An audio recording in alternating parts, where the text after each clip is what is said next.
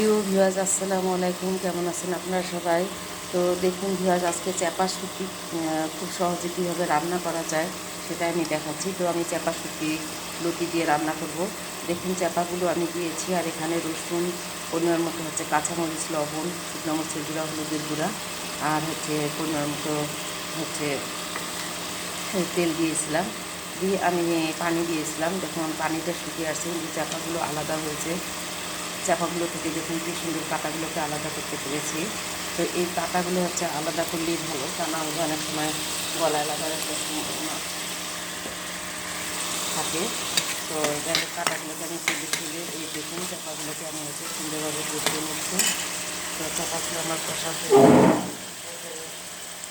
হয়ে গিয়েছে। এই পর্যায়ে আমি দেখুন কেটে লতিগুলোকে আমি কেটে ধুয়ে রেখেছিলাম। তো ধুয়ে রাখা লতিগুলো আমি এখন অ্যাড করেছি। তো লতিগুলো দিয়ে আমি এখানে একটু সুন্দরভাবে কষিয়ে নেব। আমি এখানে কোনো পানি অ্যাড করবো না। আমি একবারে হচ্ছে পেঁয়াজ, রসুন যতটুকু লাগে, হলুদ গুঁড়া, মরিচ গুঁড়া, লবণ সব কিছু দিয়ে দিয়েছিলাম।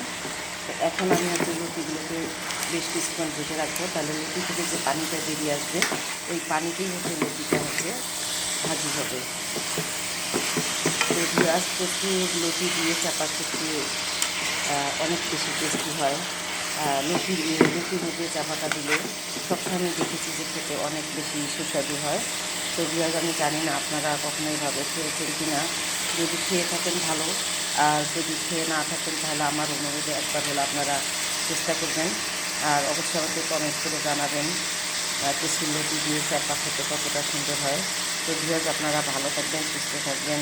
আপনাদের সাথে আবারও দেখা হবে নতুন কোনো ভিডিওতে। আল্লাহ হাফেজ।